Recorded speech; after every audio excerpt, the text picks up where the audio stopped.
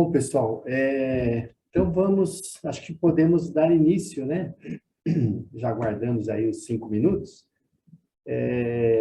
Então, sejam bem-vindos, vamos dar início à nossa segunda aula, né, da disciplina Finanças Sustentáveis, aliás, Financiamento Sustentável da Infraestrutura. Eu sei que vocês já estão no terceiro dia de curso, né? É uma imersão aí pesada, né? Então, eu vou compartilhar aqui a minha tela, né? E nós vamos dar início.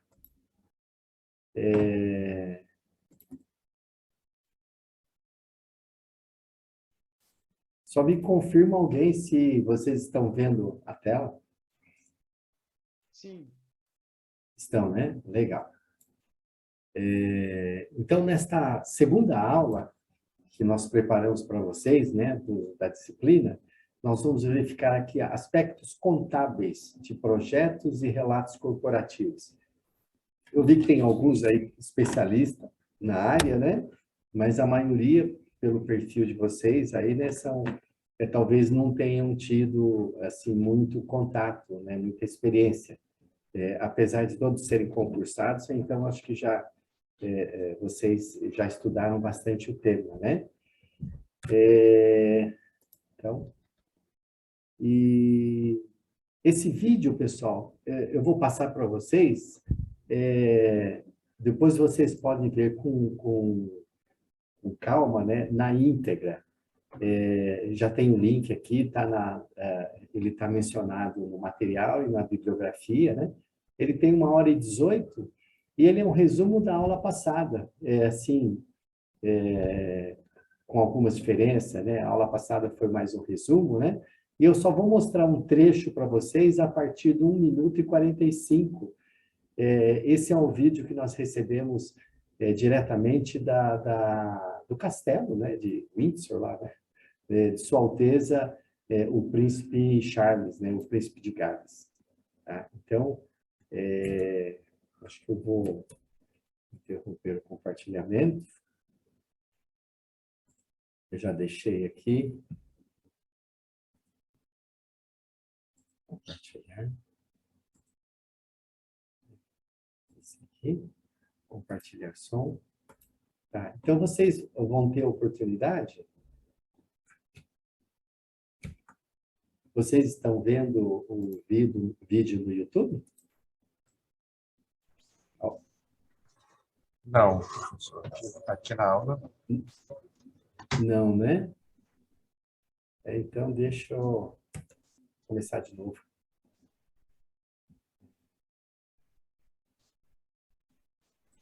Eu vou interromper aqui.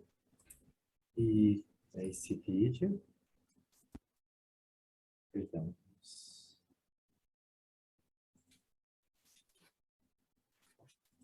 Vamos compartilhar de novo. Aqui. Compartilhando o som. Compartilhar. Aparecendo a apresentação. O senhor está compartilhando a apresentação. O senhor precisa compartilhar a tela. Pode fazer isso. Tela, né? Isso, compartilhar a tela. Aí eu acho que então vamos baixar de novo aqui. Chegou a aparecer a tela do YouTube, mas depois saiu e voltou para a apresentação. Então, vamos fazer aqui o... Não, está aparecendo só a tela do seu PowerPoint, professor. O senhor abriu aí. Isso. Entrou? Está aparecendo a propaganda aí do YouTube. Era básico. Então, pessoal, uma boa tarde a todos. Essa bandeira é Sua Alteza, o Príncipe de Gales. Vocês estão ouvindo? Estavam ouvindo o som do vídeo? Sim. E eu tenho um vídeo rápido que eu vou passar um pouco para vocês.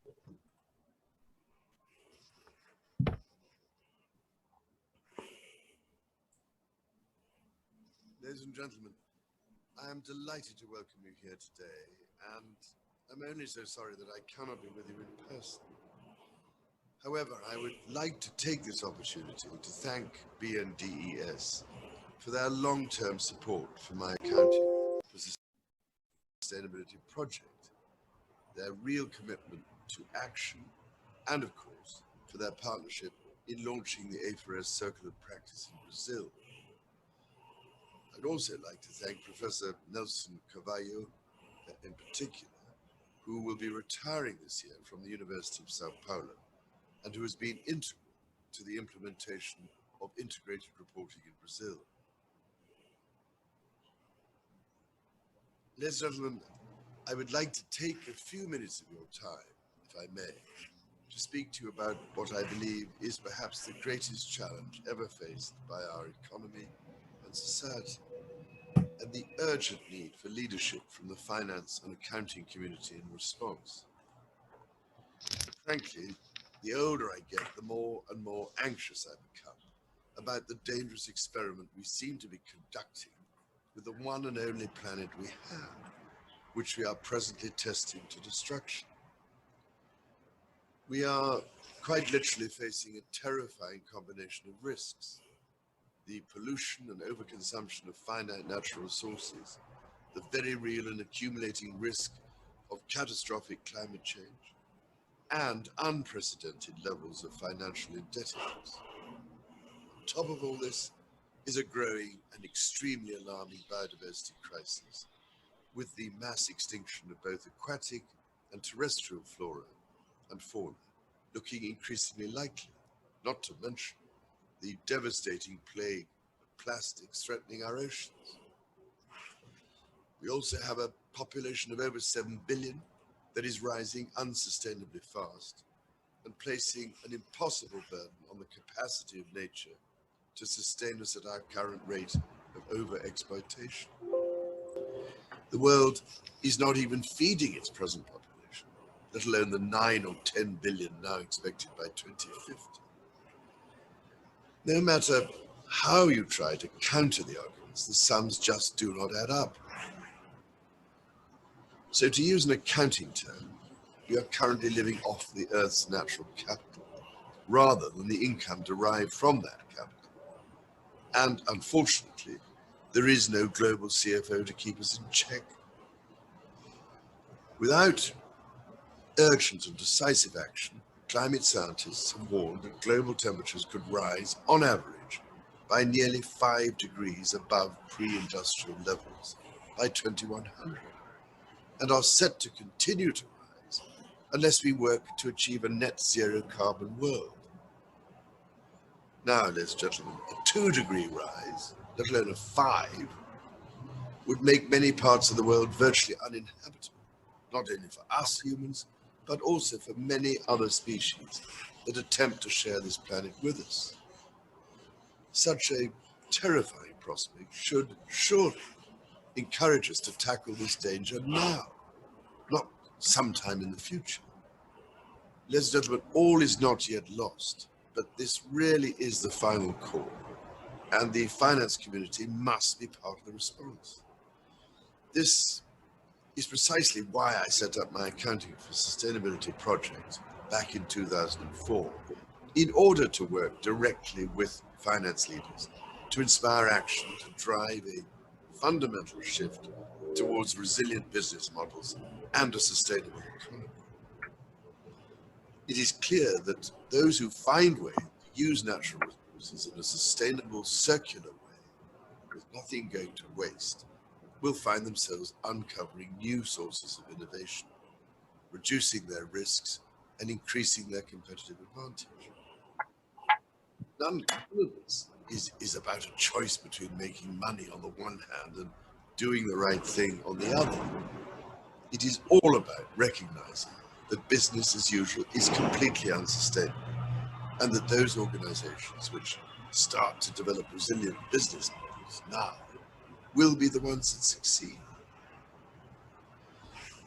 Needless to say, I have been much encouraged by the launch of the A4S Chief Financial Officer Leadership Program and the setting up of circles of practice worldwide. It is absolutely vital that finance leaders develop and share the tools and guidance required for finance functions to embed sustainability within their businesses and to raise awareness and commitment to action within the wider finance community. CFOs and finance teams are the engine room and analytical brain of any organization. You need to be at the heart of the vital transformation towards resilient and sustainable approaches that respond effectively to the gravity of the situation facing us. So I can only urge you, ladies and gentlemen, and beg you, if nothing else, for the sake of your children and grandchildren, to take immediate action within your own organization and encourage others to do so while there is still time to act. Now, I am not suggesting that this transition to a sustainable future will be easy. The most important changes never are. It will require every one of us to work together to future-proof not only our economy and our organizations, but also nature herself and ultimately our very survival. Whether we like it or not, I fear the time for action is now. Muito.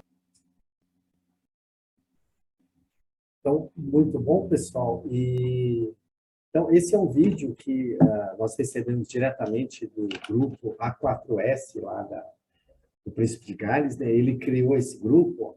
A4S é um acrônimo, né? Accounting for Sustainability. Ele criou no começo desse século, né? Um grupo de contabilidade. É estranho, né? Porque ele criaria um grupo de contabilidade e finanças. O braço direito dele é contador financeiro. E ele acredita que quem vai realmente pôr a mão na massa, orientar e traçar os caminhos são as pessoas da nossa área, né? Que são as pessoas de negócio. A gente não pode divulgar esse vídeo, mas ele foi autorizado para a gente passar lá na USP. Então, eu estou passando uma gravação de um evento na USP.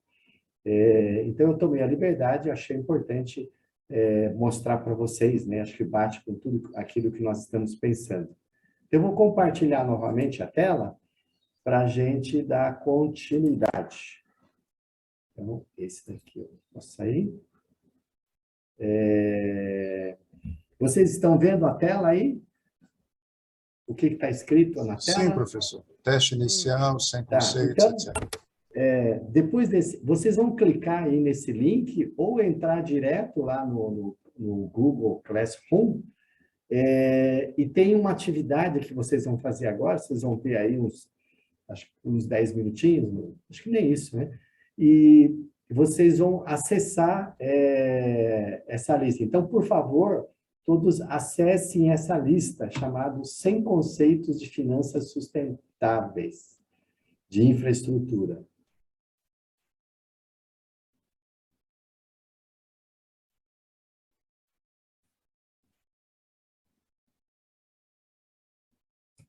Tá? Então, vocês acessem. Olha, deve ser essa lista aqui, tá? Eu tenho ela aqui. Perdão, professor, essa lista está no Classroom, né? Isso, no Classroom. Tá? Eu estou projetando, vocês estão vendo, né? Eu projetei aqui no meu computador. Sim, perfeito. Tá? O primeiro ali todo mundo sabe, né? Os 17 ODS. O segundo eu já acabei de falar, né? Tá? Então, o que eu gostaria que vocês fizessem? Eu e os professores dessa disciplina, nós colocamos aqui 100 conceitos. Isso a gente faz lá na USP, lá, né? É uma dinâmica. Nós colocamos 100 conceitos. Então, são 100 conceitos que a gente está abordando nessa disciplina até a última aula. Então, o que vocês precisam fazer? Vocês vão ler um por um, ó, número 1, né? 17 ODS, todo mundo sabe. E vocês vão ticar aqui do lado, ticar aqueles que vocês conhecem, tá bom? É lógico assim, não é só ouvir falar e não lembra, e também não precisa conhecer a fórmula, né? O detalhe, mas conhece razoavelmente. Aí vocês vão ticar, aí vocês contem quantos desses conceitos vocês conhecem, e anotem em algum lugar. E eu vou perguntar para vocês, para cada um, é a quantidade que vocês identificaram. Então, mãos à obra. Professor, Oi, eu tentei, é Júlio quem fala aqui, boa tarde a todos. boa tarde. Eu tentei acessar lá, disse que eu não tenho autorização. Eu fui pelo Classroom. Ah, então deixa eu ver aqui o que a gente faz. Boa pergunta, né? Eu vou colocar no chat o link Está em qual aula, professor? na aula número 2, na aula de hoje. Eu vou interromper aqui. Eu coloquei o link aqui, acho que vocês conseguem acessar. Vamos ver se eu consigo colocar o arquivo aqui também.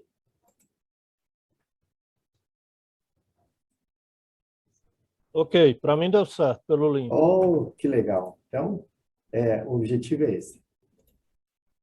Aula 2. Aqui é para a gente fazer o quê, professor? Você vai ler todos os 100 conceitos e você vai Ok. anotar os que você conhece. Aí Ok. você conta, aí eu vou te perguntar daqui a pouco quantos desses você conhece. E estou mandando no chat aqui, acho que vai dar certo. Vamos ver se dá certo. A gente está aprendendo, né? Diz que foi enviado com sucesso. Finanças sustentáveis.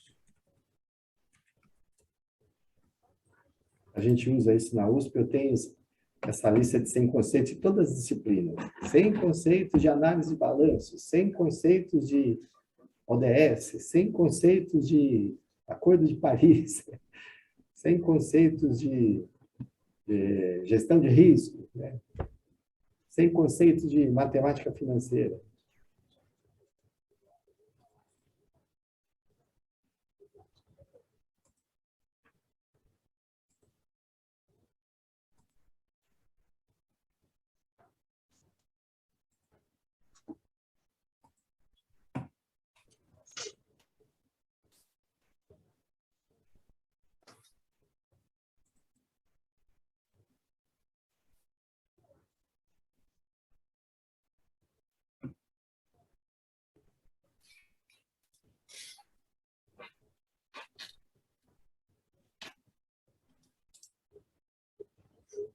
Então, pessoal, vocês têm mais aí 7, 8 minutinhos. Às 15 horas em ponto, a gente retoma. Se todos terminarem até lá, eu acho que nem precisa tanto, né? Mas mãos à obra, vão anotando lá. O objetivo é que a gente esgote todos esses conceitos até o final do curso.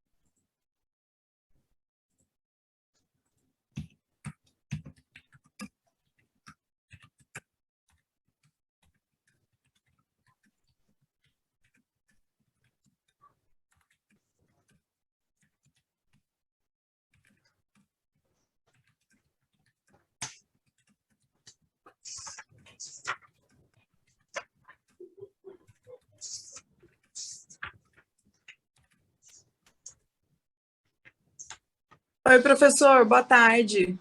Oi, Natália. Tudo bom? Tudo? Desculpe aparecer assim, é que eu estou numa reunião de gestão do trabalho e eu estou tentando acompanhar a aula também. O senhor pediu para fazer uma atividade, é essa do link? É o link anterior. E tem um arquivo chamado Lista de 100 Conceitos, Lista CC. Se você aqui no chat. Sim, eu vi, é um PDF. Daí... Então, é só baixar e você tem 100 conceitos. Você lê e você conta quantos você conhece. Então, não precisa escrever, então, é só contar. Não, é só contar. Tá ótimo. Tá ótimo, desculpa. Não, que isso. Obrigada.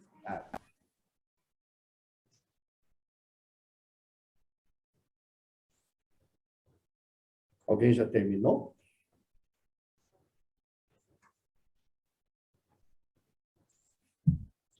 Professor, o Cícero, Oi, eu Cícero. passei uma vista de olhos aqui, Certo. com bastante franqueza. Eu conheço Não, não tá, a profundidade, mas 54 conceitos eu já vi em maior Tá ou bom. menor grau. tá certo. Então, vamos começar com você aqui. Eu vou compartilhar de novo a tela. Vocês estão vendo aqui a minha planilha Excel? Sim. Então, aqui tem a lista. Eu vou divulgar aqui, porque o objetivo não é esse. Então, o Cícero, né? É Cícero do Nordeste. Cícero Coelho. 54, Cícero? Tá, Em maior ou menor grau. tá. Não tem importância. Mais alguém já contou? Mário Dirani, 50. Maravilha. O Mário é do Centro-Oeste. Isso. Antes que eu esqueça, ninguém é obrigado a falar a verdade, né? Porque é subjetivo isso. Não precisa ser tão sincero. Porque tem gente que conhece, mas tem dúvida, e tem gente que ouviu falar já, né? Então, o objetivo não é esse agora. Mais alguém já contou? Vou me falando, eu vou anotando aqui.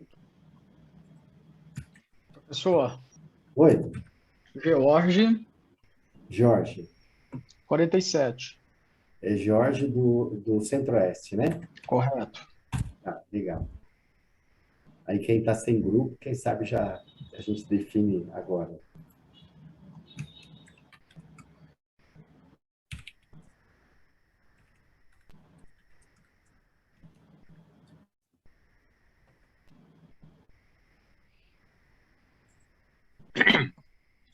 Professor, aqui é Marcos, falando Marcos Vinícius, 41. Tá, qual que é o seu grupo, Marcos? É o É o região G1. Norte. Já localizei, 41. E a pegada deu 1,52. Professor, legal, obrigado. Quem que já calculou a pegada, me fale também, por favor. Pois não? aqui é o Ian, do Grupo Brasil, 34.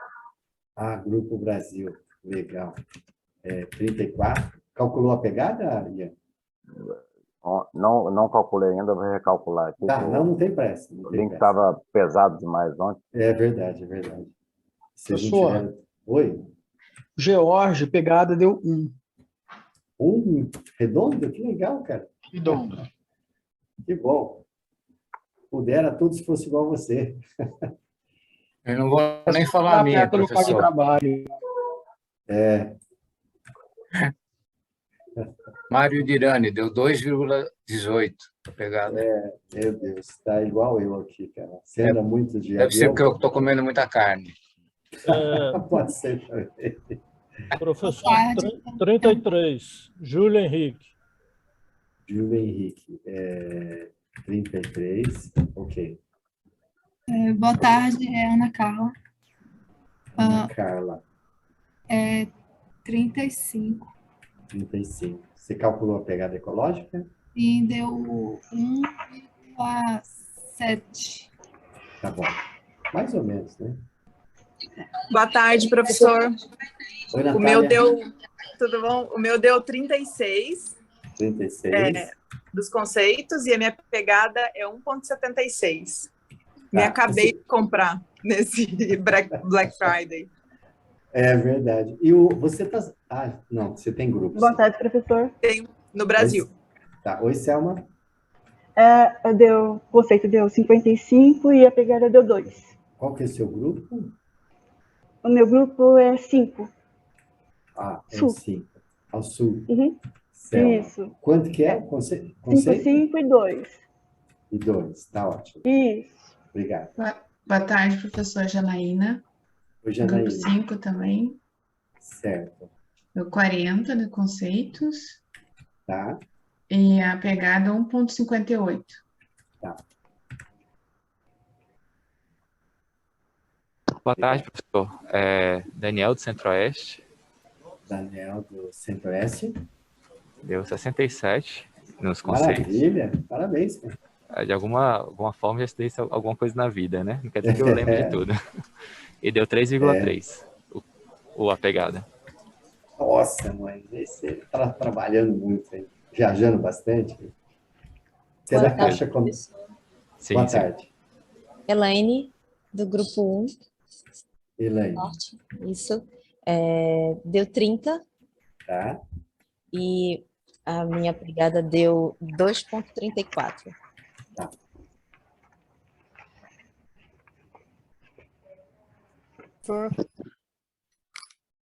Oi? Sérgio. Pois não. Centro-Oeste. Sérgio. Centro-Oeste. 36. Sérgio, 36. 1,48. Tá, obrigado. Boa tarde, Ana Karina. Oi, Ana. Brasil. Isso.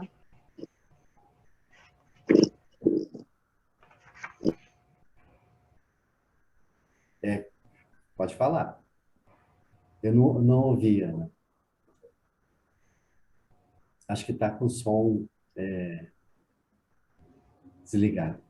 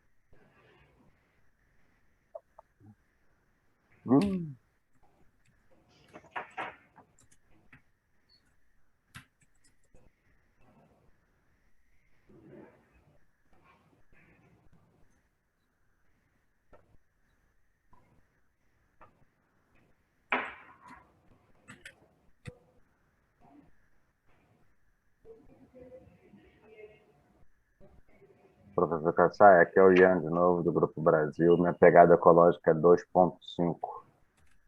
Obrigado, Ian.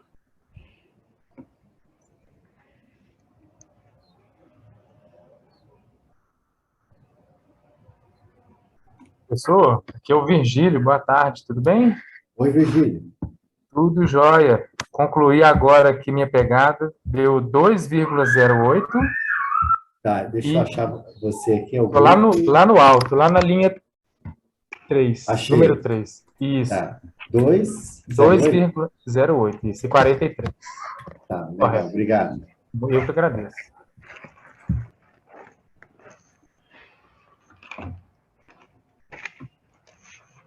Tá. Acho que tem alguns que não falaram ainda, né? A Ana Karina está botando no chat aí, professor. 45, tá. Pegada 2,9. 45, 2 pontos. Obrigado, Ian.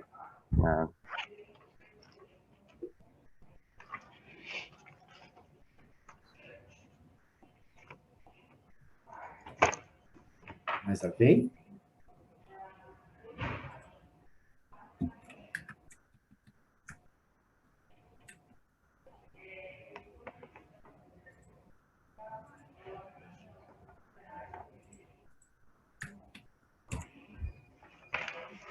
Um monte de gente, professor, colocou no chat.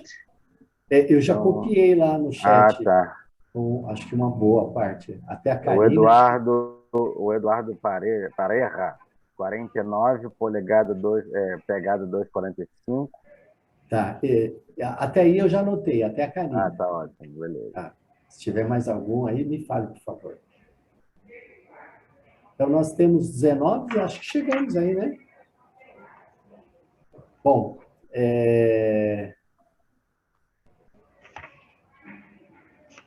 acho que já temos, né?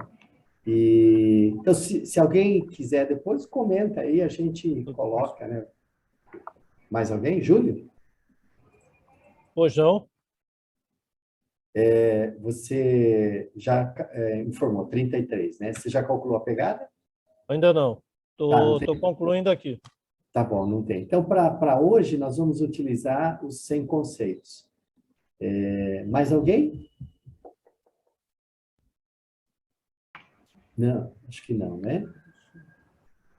Então, pessoal, seguinte, vamos dar continuidade na aula de hoje. Estão todos aí ainda, né? Nós fizemos um pouquinho esse exercício, mais para quebrar o gelo um pouquinho, né? Senão só fica falando, né? Então, observe o seguinte, olha aqui, ó. Nós fizemos essa suposta provinha, avaliação, né? E aí cada um informou, e vamos calcular a média. Então, aqui, ó, média. Todo mundo é especialista no Excel, né? Média. A média 43, é uma média alta, né? E vamos calcular o desvio padrão. Desce, parte. O desvio padrão, acho que todo mundo sabe calcular, né? Se não sabe calcular, sabe interpretar.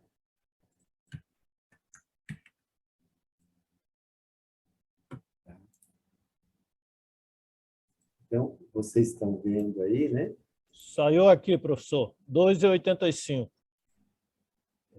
Quem é? Júlio. Júlio. Júlio né? Henrique. 2,85. Tá legal, Júlio. Então, obrigado. Então, nós vamos interromper um pouquinho essa contagem, né? E vamos considerar esse resultado aqui. Então, olha só, pessoal, a turma 1 desse curso de infraestrutura, então a média deu 43,3, arredondando aqui. E o desvio padrão, 9,1, tá? Eu sei que isso é básico, né? Mas alguém poderia relembrar o significado dessa média e desse desvio padrão? Só para eu não ficar falando aqui, senão todo mundo dorme. O que significa essa média de 43 e esse desvio padrão de 9,1? Encontrei isso na internet.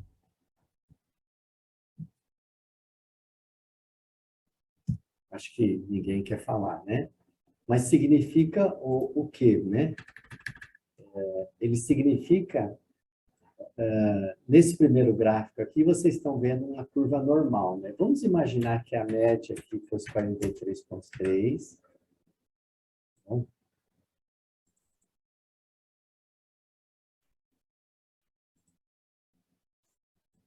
(43,3), né?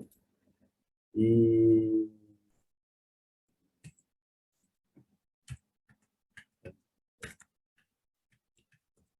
43,3. E se o desvio padrão é 9, significa o quê? Que um desvio padrão em cada lado. Então, aqui, ó. Nesse primeiro quadro escrito, vamos usar aqui esse que está escrito empresa. Então, a média, que fica bem no centro aqui, essa aqui é uma curva normal, né? É a base da estatística, 43,3 é a média. Então, se a gente ir um desvio padrão para frente, dá quanto? Dá 52,4, né?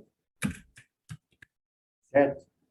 E um desvio para a esquerda, quem é bom de conta? Tá, vamos fazer a conta aqui, né? Esse aqui, menos esse aqui, dá 34,2. Tá? Então, o que significa isso, então? O desvio padrão, como acho que todos vocês se lembram, né? A gente aprendeu isso há um bocado de tempo, ele é uma medida qualitativa da média. Então, se a média é 43 e o desvio padrão é 9, mais ou menos, né? um desvio padrão a mais vai para 52 e um desvio padrão a menos vai para 34. Ou seja, a grande maioria da classe, dessa turma 1, tirou uma nota nesse intervalo aqui, esse intervalo que a gente chama de curva normal, tá bom? Vocês se lembraram disso? Né? Ou acho que tem gente que mexe com isso todo dia, né? Principalmente os engenheiros, tá? Então, vamos imaginar que você estivesse fazendo um levantamento de um projeto, de infraestrutura, um project finance, e vocês precisam de uma variável qualquer lá. Só que é uma variável que você vai ter que fazer um levantamento, uma pesquisa de mercado, alguma fonte de informação. Aí você chegou, por exemplo, deu 43. Eu nem sei o que é exatamente ainda que vocês estão procurando. E aí tem um desvio padrão. O desvio padrão é uma medida qualitativa dessa informação. Então, me responda, o desvio padrão é quanto maior, melhor, ou quanto menor, melhor?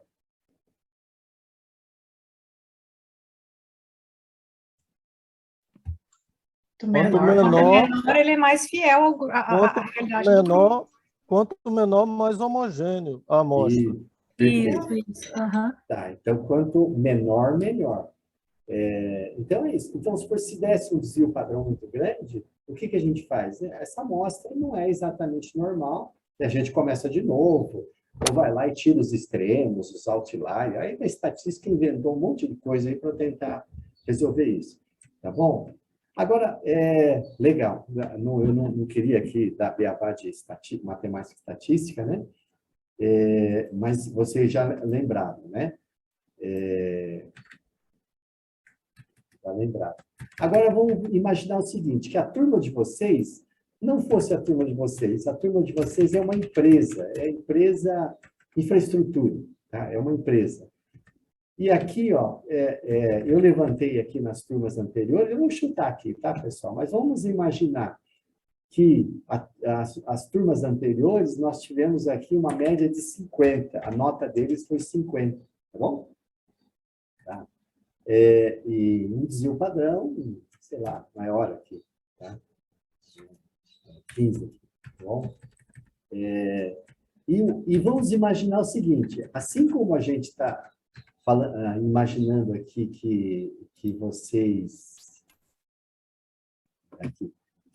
são empresa, né? Nós então, a gente está supondo aqui que as outras turmas do professor Kassai nessa disciplina, a média foi um pouquinho maior, tá bom?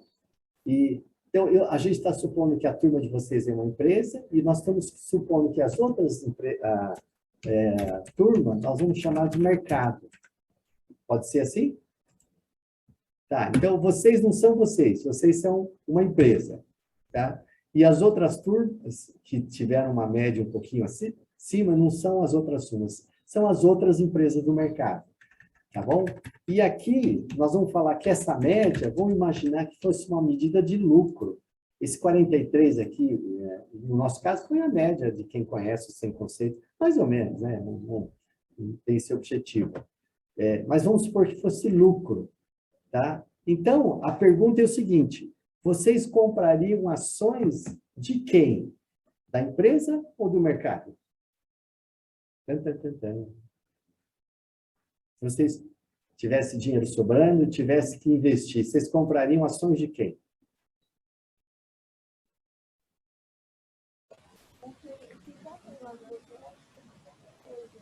Hein, pessoal? Depende do perfil do investidor, né? Isso. Então, o que está por detrás dessa pergunta é exatamente isso. Aliás, o que está por detrás de uma decisão dessa. E o que está por detrás, Daniel? Acho que é o risco-retorno. Você falou risco-retorno, você falou perfil. Então, já matou a charada e não precisa ficar aqui, né?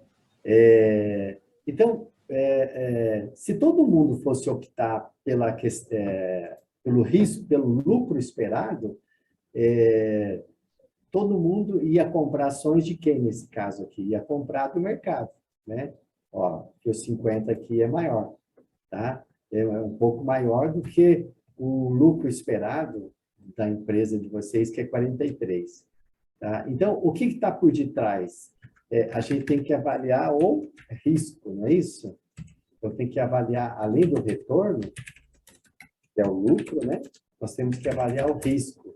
E como que mede risco, Daniel? Já que você mostrou aí.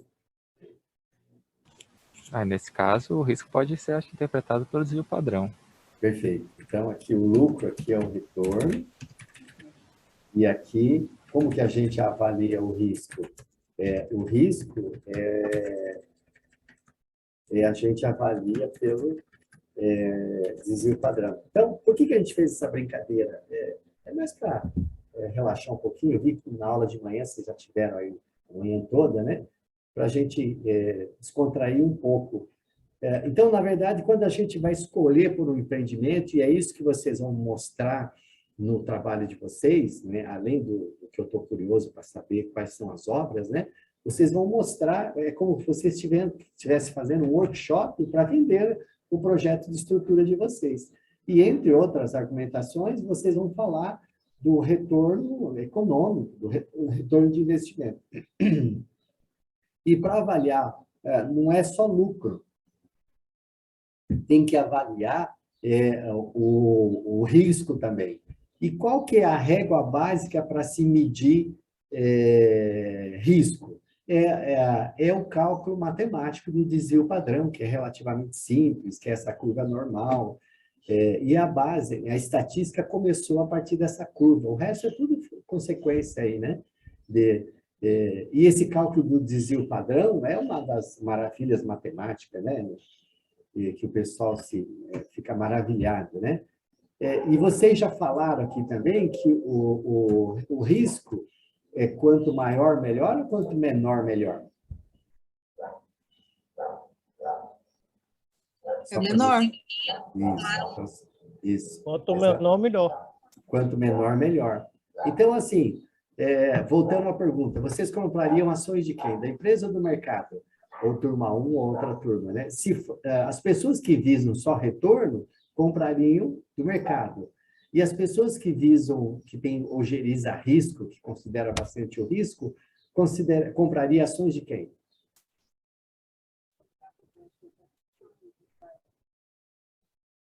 Quem tem o menor risco? A empresa, né? Que é um risco menor, né? A empresa, por quê? Tem um desvio menor. Então, é mais ou menos assim, ó. A dispersão, ou o pessoal em finanças chama de volatilidade, do mercado é maior. Você viu que essa curva aqui está mais gordinha, né? Parece eu na pandemia aqui. E a empresa de vocês tem uma dispersão menor. Ó. A dispersão aqui é 9. É 9 para menos e 9 para mais. Ela é mais fininha aqui. E essa outra aqui tem uma dispersão de 15, né? 15 para menos e 15 para mais. Então, a régua básica para se medir risco é o desvio padrão, tá bom? Eu acho que muitos de vocês, o Daniel com certeza já sabia disso, estudou, né? A gente só fez uma dinâmica aqui para tentar desmistificar um pouquinho o risco. Porque risco, eu confesso que eu fui aprender isso no curso de pós-graduação, no mestrado, né? Estatística também, eu desconhecia, não tinha muito fundamento, né? Os jovens hoje aprendem estatística no colegial, né? No primeiro dia da graduação, eles já sabem fórmulas de estatística, né? Então, é isso. E aí, pessoal, eu vou calcular um índice aqui, tá bom? Ó, índice. Eu vou calcular um índice aqui, vamos ver se alguém lembra o nome. Agora, professor... Fala, pois não. Não sei se você notou, mas, assim, o mercado, Sim. Se eu pegar 50 e o desvio padrão é 15, é tipo assim, o meu retorno vai para 35. Isso. O outro caso vai menor ainda. Não sei se você notou isso. Estamos notando, então assim, vamos lá. Eu tô vendo que o mercado assim, oscila de 65 a 35. Isso. Entretanto, a empresa é de 50 e pouco a 34. Perfeito. Então, segura aí, é o Júlio, né? Isso, legal, boa observação, e segura aí, você já responde a outra pergunta. Então, assim, Quer dizer, nada é tão simples, né? Se fosse olhar só o retorno, eu faria de forma até ingênua. Todo mundo compraria do mercado. Se fosse olhar só o risco, todo mundo olha o risco. Agora vamos calcular o índice. O índice, ele é o desvio padrão, ó, desvio padrão da empresa, dividido pelo desvio padrão do mercado. Tá bom? Esse é o índice. Então, é só pegar aqui o desvio padrão da empresa, dividido pelo desvio padrão do mercado. Deu um número aqui, ó. Quem poderia interpretar esse número aqui?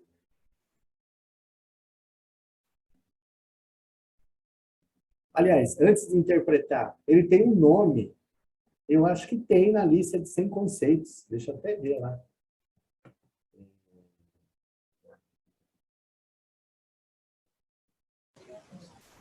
Professor, você pegou e dividiu pela média. Pegou o padrão daí. Opa, vou fazer de novo aqui. Então, é o desvio padrão da empresa dividido pelo... Perfeito, obrigado. Obrigado. Foi o Mário, né? Obrigado. Então, antes de interpretar esse número, acho que está certo agora, né? Antes de interpretar esse número, quem poderia me dizer que índice que é esse? Ele está na lista de 100 conceitos. Vamos ver quem... eu acho que, ó, se eu olhar aqui, ó, aqui o Daniel, que sabe tudo, né? Que trabalha na Caixa ainda, meu Deus do céu. É o índice beta? Isso, esse aqui é o beta. Tá bom? Todo mundo já conhecia o beta? Acho que já tinha ouvido falar, né? E esse é o índice beta, tá bom? Então, esse é o índice beta, que é a base da análise de risco, né? Análise de risco das carteiras. Tá. E aí tem um modelo chamado CAPM, acho que tem nos 100 conceitos também. Agora é demais, né? Quem lembra a fórmula do CAPM? Eu estou falando isso porque vocês vão usar daqui a pouco no trabalho em grupo. Alguém lembra da fórmula? Aliás, alguém lembra da fórmula? Ou o que é o CAPM?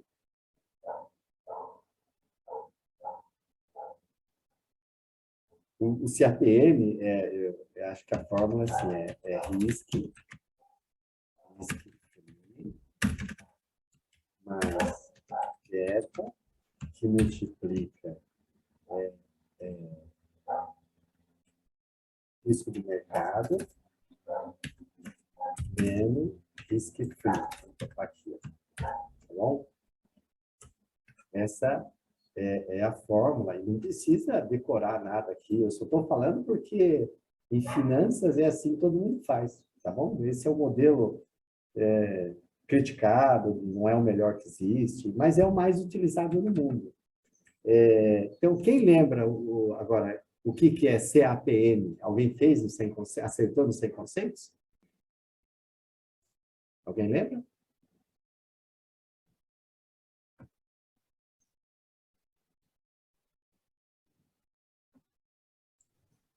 Eu não, professor, não sei.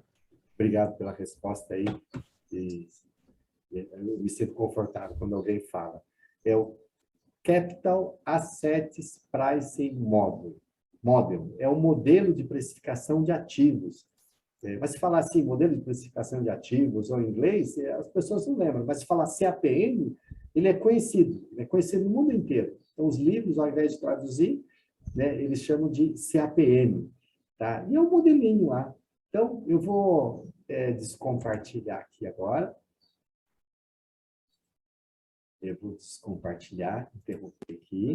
Vou voltar para aqui a tela de novo, né? Vou compartilhar a tela. Só que vamos voltar para os slides agora. Então, agora que a gente fez essa brincadeira, né?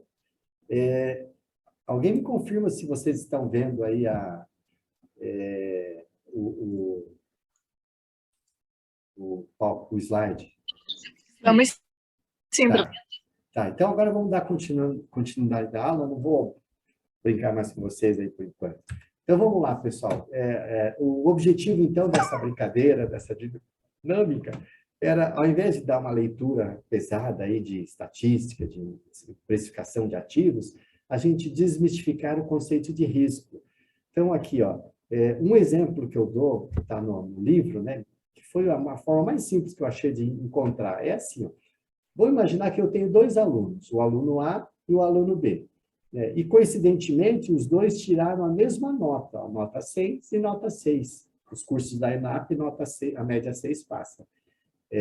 Aí eu peço, isso eu faço no primeiro ano dos calouros, primeira semana de aula dos calouros. Aí eles calculam o desvio padrão. Há uns 15 anos, ninguém sabia o que era. Hoje o pessoal já calcula, tem gente que lembra da fórmula de cabeça. Acabou de passar na FUVEST, né? O aluno A, ele tem um desvio padrão de 1 e o aluno B tem um desvio de 3. Aí eu pergunto o seguinte, pessoal, qual aluno tem maior probabilidade de passar de ano? É o 1. É o aluno 1, o aluno A. Mais... Perfeito. Então, eu perguntando agora, vamos perguntar assim na linguagem de risco. Qual dos alunos tem maior risco de levar bomba, de ser reprovado? O B, não, que é menos constante. É o B, é menos constante. E aí, na linguagem de risco que a gente já comentou, ele tem uma dispersão maior em torno da média, ele tem uma volatilidade. Então, você viu como o desvio padrão, um cálculo que foi inventado há séculos, né? Ele é intuitivo, né? Agora, nós vamos fazer o seguinte, aquilo que nós fizemos lá na planilha Excel. Aqui são os dois alunos, né? E eu calculei aqui a média da classe. Então, vamos supor aqui que a média das notas da classe também tenham sido 6, e o desvio padrão médio da classe é 2. Coincidentemente, a média entre o aluno A e B. Tá bom? E aí, o que nós fizemos? Eu calculei aquele índice, aqui eu estou chamando de coeficiente também, né? Então, se eu pegar aqui o coeficiente do aluno A, que é 1, o desvio padrão do aluno A, dividir sempre pelo desvio padrão médio da classe, olha aqui, o primeiro é meio, o segundo é 1,5 e o terceiro é 1. E vocês já lembraram, né, anteciparam aí, que esse é o coeficiente beta, tá bom? Quem poderia interpretar esse coeficiente beta, pessoal, esses 3 resultados aqui? Um aluno, ou um papel, uma ação, ou um projeto, ou um país, qualquer coisa. Tem um coeficiente meio, 1,5 e 1. Como vocês interpretariam isso? Acho que todo mundo já chegou à conclusão, né? É o risco da empresa? É o risco da empresa. Então, por exemplo, um aluno que tem um índice, um beta próximo a 1, significa o quê, pessoal? Que se a maioria da classe passar de ano, o que acontece com ele? Ele passa também. Ele passa também. E o aluno A, que tem um índice menor, se a maioria da classe passar de ano, o que acontece com ele? Passa mais rapidinho ainda. E esse aluno que tem um índice beta maior do que 1, o que acontece com ele? Pode até passar, mas o risco é maior. Ele pode até passar mais fácil ou pode reprovar mais fácil. Então, com os alunos, agora eu não faço mais, né, de graduação, eu ordenava a lista deles em função a lista de chamada, em função do índice beta. E aí, nossa, era uma gargalhada, mas aí nunca mais eles iam esquecer esse índice beta. E vocês já mataram a charada. Qual que é o conceito básico do risco? E já sai no desvio padrão indo para índice, né? Quando é próximo a 1, significa o quê? Que o risco da empresa ou do projeto, que vocês vão calcular daqui a pouco, é igual ao risco médio do mercado. Então, ou seja, qual é o custo de oportunidade? Se o mercado está assim, eu vou usar como referência o mercado. Tá? E se o beta é maior? Então, significa que o risco é maior, que o risco daquela empresa é maior do que o risco médio do mercado. Então, por exemplo, se o mercado está dando em média aí 10%, o meu projeto tem que ter, sei lá, 11, 12, 13. Quanto? Né? Aí é questão de usar o modelo para calcular. E um projeto, uma empresa que tem um índice menor que 1, significa que o risco dele, a dispersão, a volatilidade é menor do que a média do mercado. Então, se a média é 10, talvez, né, a empresa possa se dar o luxo de, ao invés de almejar uma média de 10 igual ao mercado, almeja 9 ou 8, sei lá.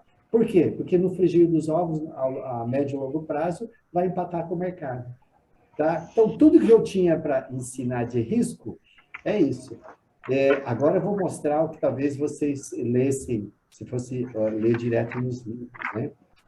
Qual que é a fórmula do coeficiente beta?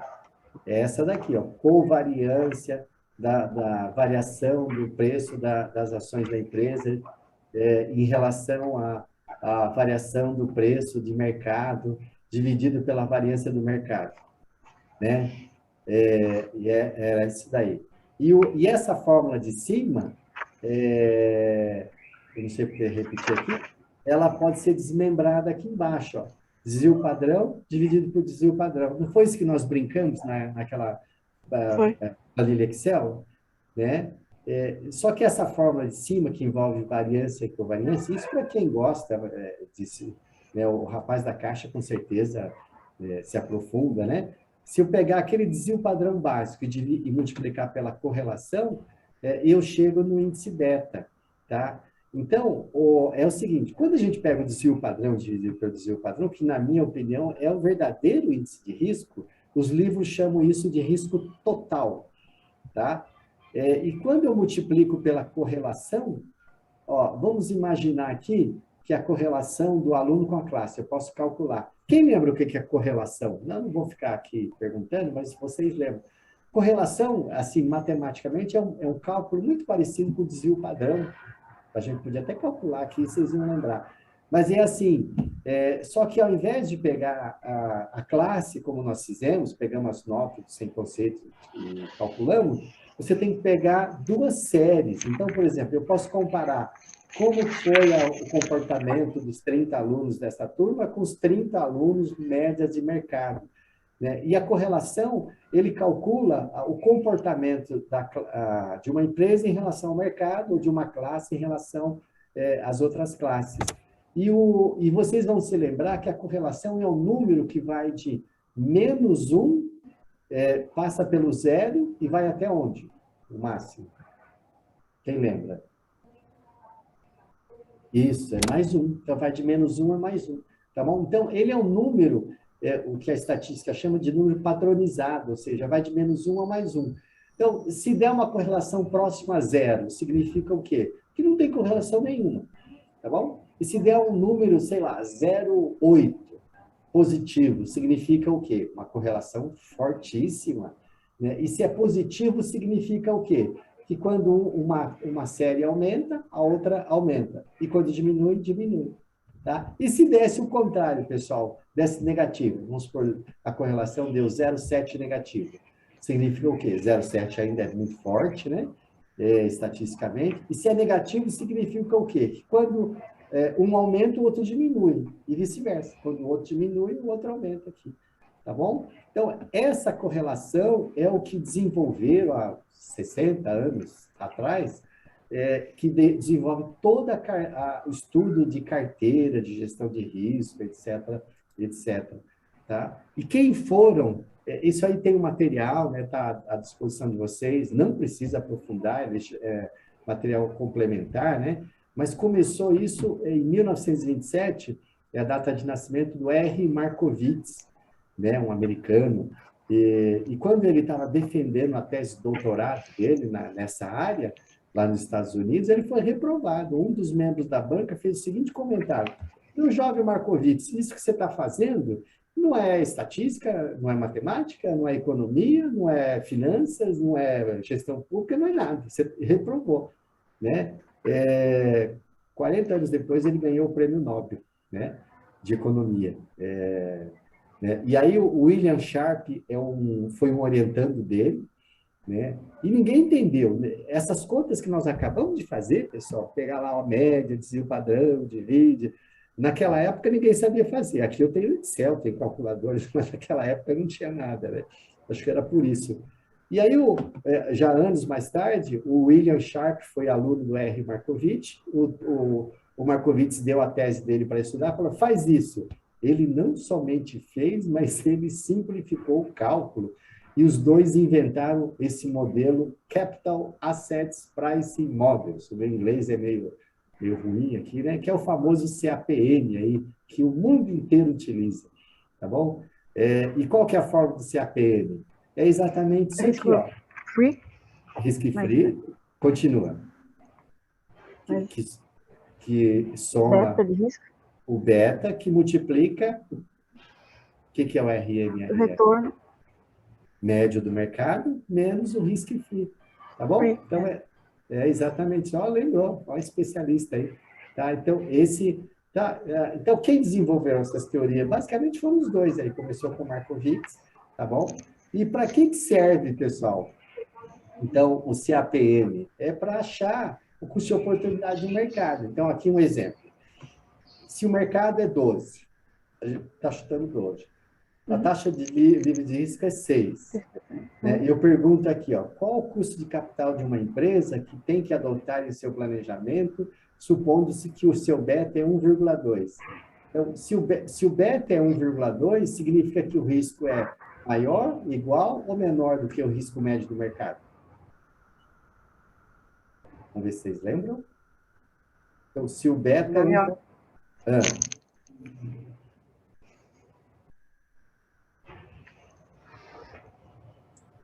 Significa que o risco da empresa é maior, né? Maior que o risco do mercado. Daqui a pouco eu vou fazer uma pergunta assim. Vocês nem formaram o grupo ainda, né? Vocês vão chutar aí. Formaram o grupo já, não formaram o projeto, né? Eu vou perguntar assim, qual é o custo de capital da empresa de vocês, tá bom? Basicamente, vocês têm que entender se o risco é próximo, maior ou menor do que o mercado. E como que a gente resolveria? Então, aqui, ó, é só botar na fórmula aqui, deu 13. E é intuitivo, né? Se o mercado é 12 e o risco é maior, então tem que dar um pouquinho maior. 1,2. Acrescente. Isso, é bem intuitivo. A conta aqui é o de menos, tá, pessoal? E se fosse próximo, não precisa nem fazer conta, né? Não, vai dar 12, igual.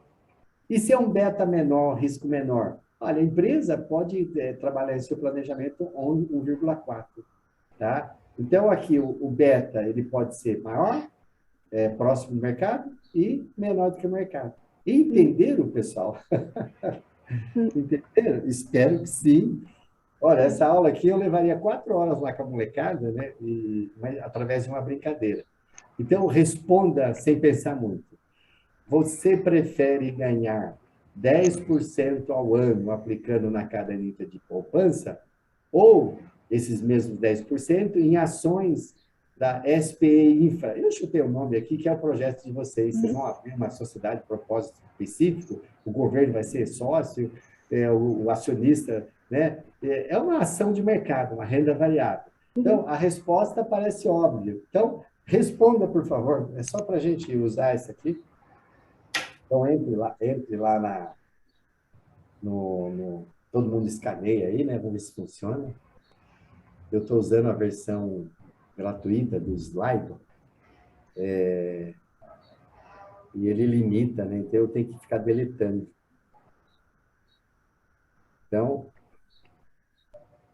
olha, alguém já respondeu lá. Ok, está dividido, né? Está empatado, ixi! Então, entendeu a minha aula, né? Eu vou ter que repetir. Opa, não, poupança está na frente. Vamos esperar aqui passar de 10 pessoas. Tem 6 pessoas. Ixi, empatou, cara. Vocês estão brincando comigo, hein? 9. Ah, não, aí retomou aí. Né?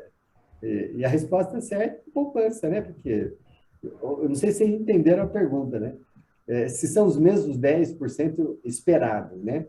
É melhor ganhar na poupança que a renda fixa. No mundo, a volatilidade, o desvio padrão é menor. E a ação pode até ter um comportamento melhor, né? Maior ou mais estável, mas geralmente ações você pode comprar por 100 e pode subir a 120 ou baixar a 60. Né? Eu comprei uma ETF de sustentabilidade a 44, vixe, caiu para 37. Né? Então, era isso, pessoal. É mais essa brincadeira. Então, aqui, pergunta-se. Agora é a pergunta para vocês. Qual o custo de capital de uma empresa ou do projeto de infra que você está estruturando? Né? Vocês têm aqui, né? Tem a planilha, se quiser, mas não precisa, né? Isso aqui é em casa, tá? Então, tudo isso que eu falei para vocês, eu vou só mostrar aqui, ó, tá?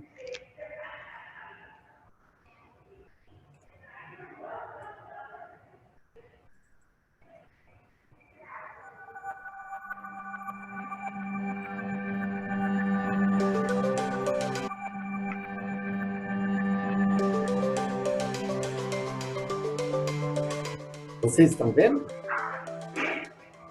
Sim. Sim, sim. Esse sou eu. Eu sou o José Roberto Kassai, professor dessa disciplina, Gestão Financeira e de Risco, e vamos dar continuidade no primeiro módulo, e 20, tá bom?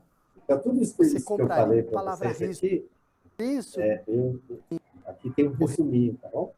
Foi um dos que compõe o modelo CAPM. Então, isso aí vocês vão ver em casa, com calma.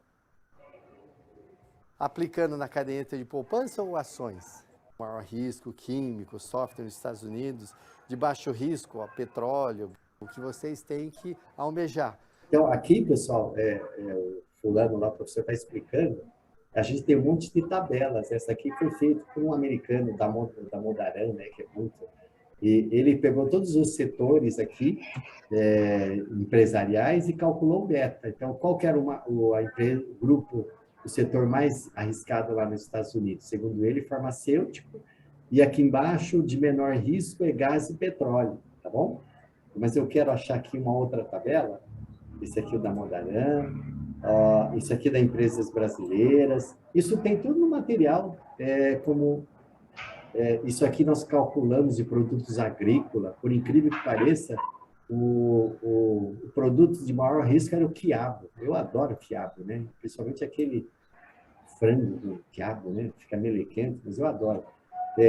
Mas o que eu queria mostrar para vocês, aqui, ó, cálculo do coeficiente de risco dos estados brasileiros. Isso aqui foi um aluno doutorando, não tinha o que fazer.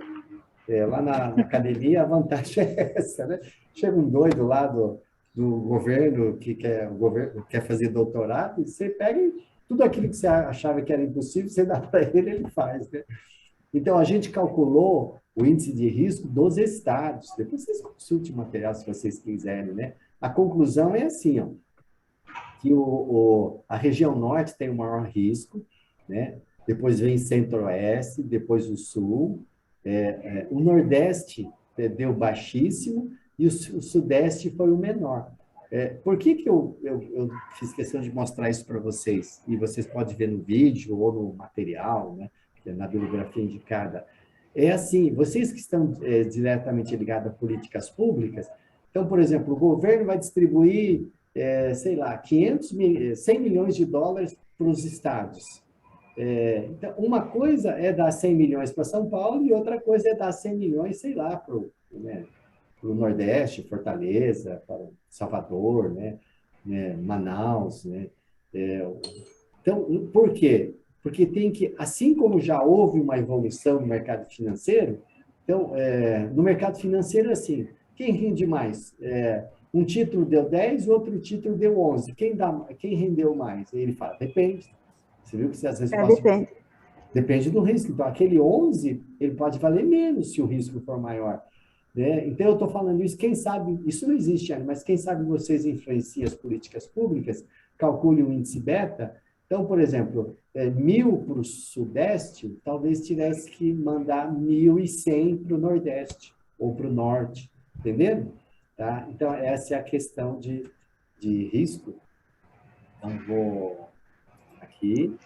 Então, voltei aqui. Então, esse vídeo, não vamos passar inteiro aqui, né? Senão, mas quem quiser rever essa aula, está gravado lá. E é isso que eu quero que vocês façam no grupo. O Rodrigo está aí, acho que a Thalita, né, vai criar aí os blackout rooms, né, as salas. Depois a gente fica lá. O que vocês vão pensar?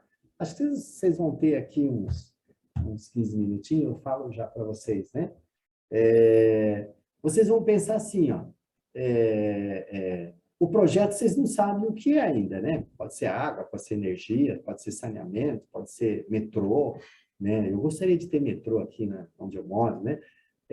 Então, e na visão contábil, tem aqui do lado esquerdo é o ativo e do lado direito é o passivo. E todo mundo já viu contabilidade e sabe que o ativo tem que bater com o passivo. E é lógico, por quê? Porque todo investimento tem que ter uma origem, exatamente a origem. Se o investimento deu 100 milhões, né, você tem que ter nem mais nem menos, tem que ter exatamente 100 milhões. Então, é isso que vocês vão começar a pensar agora em grupo. Vocês ainda nem idealizaram o projeto. Vocês vão começar a pensar, né? E tem que pensar, porque na semana que vem tem que apresentar. Então, vamos supor que seja 100 milhões. E o investimento, ele envolve, eu ouvi na aula de hoje, hoje ou ontem, do professor de vocês, eu entro lá escondido, né? Tem CAPEX e OPEX, né? Alguém lembra o que é CAPEX e OPEX? Alguém lembra? CAPEX é investimento e OPEX é o custo operacional. Isso. Então, é o custo operacional. Então, tem a ver, não é exatamente, mas, por exemplo, quando você vai fazer um investimento de 100 milhões, às vezes 80 é de investimento em máquinas, terreno, é mais fácil de medir e dar como garantia. Mas, às vezes, você precisa de um tipo de OPEX, que é para bancar as despesas operacionais. Olha, eu preciso de recurso aqui para pagar a folha de pagamento, para pagar as pequenas despesas, a empresa vai ficar aí 6 meses sem operar, então não adianta ter o equipamento, tem que ter um dinheiro para bancar as despesas também. Então, no projeto de vocês, e que vocês estão aprendendo em maior profundidade na outra disciplina, né? Vocês vão, aqui pode chutar, tá? 100 milhões, 500 milhões, né? O valor que vocês quiserem, põe em dólar, né? Para ficar mais internacional. E a parcela, se é tudo investimento fixo ou se é investimento de capital de giro. E do lado direito, vocês já vão começar a pensar em como você vai financiar esse projeto. Então, a minha sugestão, é o que a gente vai falar depois, né, é o Project Finance, ou parceria público-privada, né, ou Blended Finance. Mistura tudo isso, é mais ou menos o seguinte, se o projeto é 100 milhões, vocês têm que levantar 100 milhões. Né? Então, aqui, ó, você vê aqui tem um quadro de cima, que é o capital de terceiro, e tem aqui embaixo, que é o capital próprio. Então, uma parte vai ser capital próprio. Então, eu chutei aqui metade. Chutei, tá bom? E vamos supor que tem aqui, ó, doações. Eu chutei. E o que doou é seu, tá bom? Então, quem é dono do capital da empresa, que tem essa fração de capital dos 50 milhões, se teve doação, a doação é dele. Ele ganhou, foi um ganho que agregou o patrimônio líquido da empresa. E o capital próprio, você pode financiar desde dívida normal. Ó, tem o colega aí da Caixa Econômica, ele pode ajudar, pode até oferecer umas linhas, né? Na outra turma tinha bastante gente do BNDES, né? Vocês podem ter financiamentos verdes, então tem lá financiamento que você consegue taxas diferenciadas, né? E financiamento você pega em instituições financeiras normalmente. Ou vocês podem emitir títulos, o tal dos green bonds, né? Títulos verdes pode ser o título verde tradicional, né? Pode ser o que trouxeram para a gente lá da Alemanha, da Europa, né? Pode ser títulos sociais, que tem a ver com projetos que envolvem benefícios sociais, ou pode ser título de sustentabilidade que está atrelado a uma meta. Então, por exemplo, eu vou fazer essa obra e essa obra vai reduzir tantas megatoneladas de carbono. Então, à medida que isso for comprovado, isso é um título de sustentabilidade e, por isso, às vezes, esse título é subsidiado, tem benefícios, né? Ou vocês podem emitir títulos para quem comprar? A população. Então, vocês já vão começar a pensar aqui como financista, né? Como engenheiro para estruturar o projeto e como financista, tá bom? Eu coloquei aqui, não precisa pôr número ainda, tá? Mas um financiamento tradicional, quanto custa? Um verde, um título, quanto custa? O capital social, para calcular o retorno do capital social, a gente usa o CAPM, que tem que ver com risco. Por exemplo, o capital próprio é o seu negócio, e qual é o risco daquele negócio? Eu tenho que saber o beta. Se o beta é maior ou menor do que o mercado. Tá? Então, é isso que vocês vão fazer. Então, Rodrigo, você pode abrir as salas e aí ó, refletir sobre o projeto de cada um, né? Não precisa se mudar de ideia, não tem importância. E vocês vão estimar mais ou menos um montante, 100 milhões, 500 milhões, 1 bilhão, né? Definir a estrutura das possíveis fontes de capitais e aí estimar um custo de capital. Então, aqui, não precisa fazer as contas que nós fizemos, né? Depois, na apresentação, vocês podem usar o CAPM. Mas aqui pode chutar. Falar, olha, esse retorno aqui, ele está prometendo 15%, 20%, bem acima de tudo que existe no mundo aí. Tá bom? Então, é isso, pessoal. Então, vamos para o grupo.